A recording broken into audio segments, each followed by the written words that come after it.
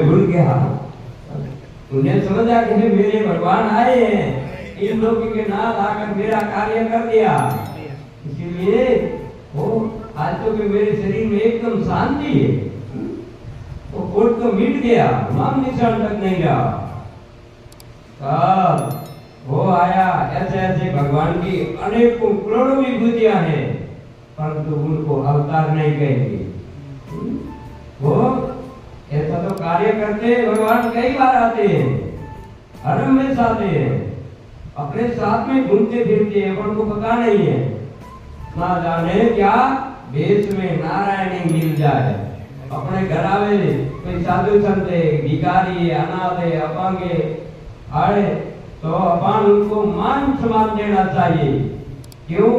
कि ना जाने क्या देश में नारायण ही मिल जाए। कोई भगवान आया है तो अपन को क्या पता है, और थोड़ा और का भगवान के एक भगवान है, मुझे कोई निचड़ी तो है नहीं, और अभी कोई भिड़ा नहीं मुझे फ्री आके भाई मैं कैसा ना हाकी रूप में आ जाए तो भी अपन को क्या पता कि भगवान है, क्योंकि भगवान देखा तो है नहीं, काल्पनिक चित्र बनाया है कल्पना करके कि मोर मुकुट है, हाथ में बंसी है, ऐसा है, बावड़िया है, कलर बावड़िया बनाया, परंतु वास्तविक रूप अपन नहीं देख सकते, इन आंखों से नहीं देखते।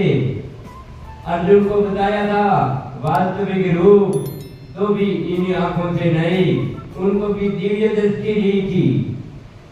दिव्य दृष्टि जब होती है तब पता चलता है कि भगवान का स्वरूप कैसा है। तो अपने घरायों को गृहस्थी के लिए अपने गृहस्थाश्रम का परिपूर्ण पालन करना पड़ता है। भगवान किसी रूप में आ जाते, अपन मना करते, वो ऐसे ही भूखे जाते, तो क्या उनका श्राप लगता है, अपना भ्रम भ्रष्ट हो जाता है। भगवान हमारे ऋषि मुनियों ने 4 आश्रम बनाए, 4 आश्रम बनाए तो गए, चारों आश्रम सबको पालन करना पड़ता है, एक गृहस्थी का नहीं।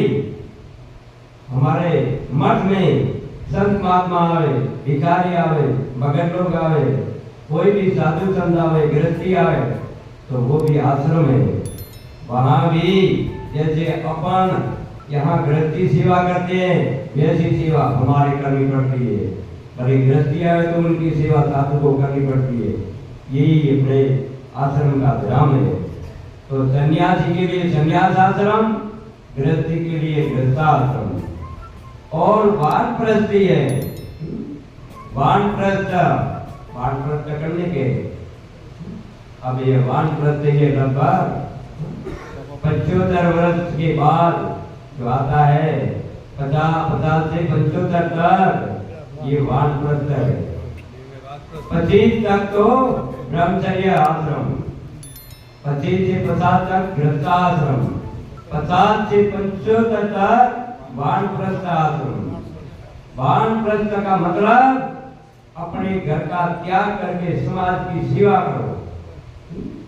घरे जाओ परंतु कभी कभी जाओ, हमेशा नहीं जाओ।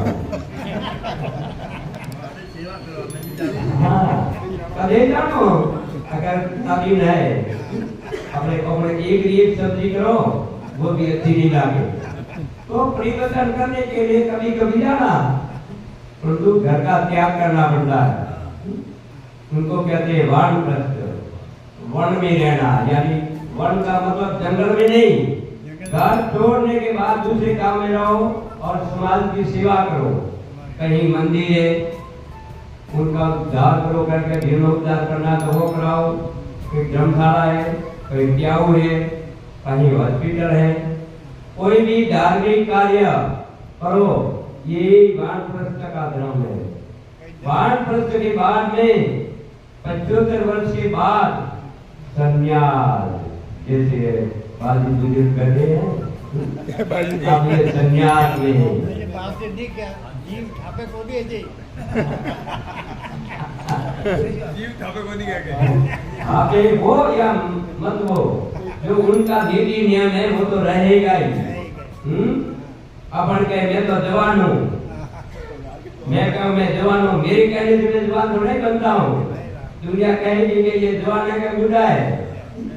तो अपनी अवस्था, चार अवस्था में अपना ये अपनी उम्र है, चार भाग में विभाजित किया है।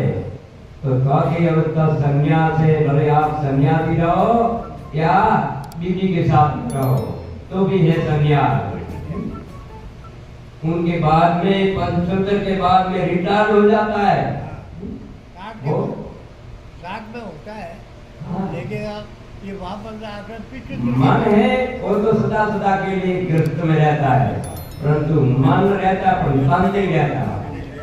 कौन नहीं करे, अगर भाकर चढ़ना तो अपने थोड़े चढ़ेगा। तो मन तो हो जाए कि मैं केदार जी का दर्शन करूं, मैं कैलाश मानसरोवर का वहां दर्शन करूं। मन हो जाता है परंतु तन नहीं होता। मन भी होता है और धन भी होता है, पैसे भी मिल जाते हैं। तन मन होता है परंतु धन नहीं होता, वो तन नहीं होता। मन और धन तो हो जाए। तो तीनों अगर है, तीनों है तो अपन कार्य कर सकते हैं। तन मन ने धन तीनों होना चाहिए।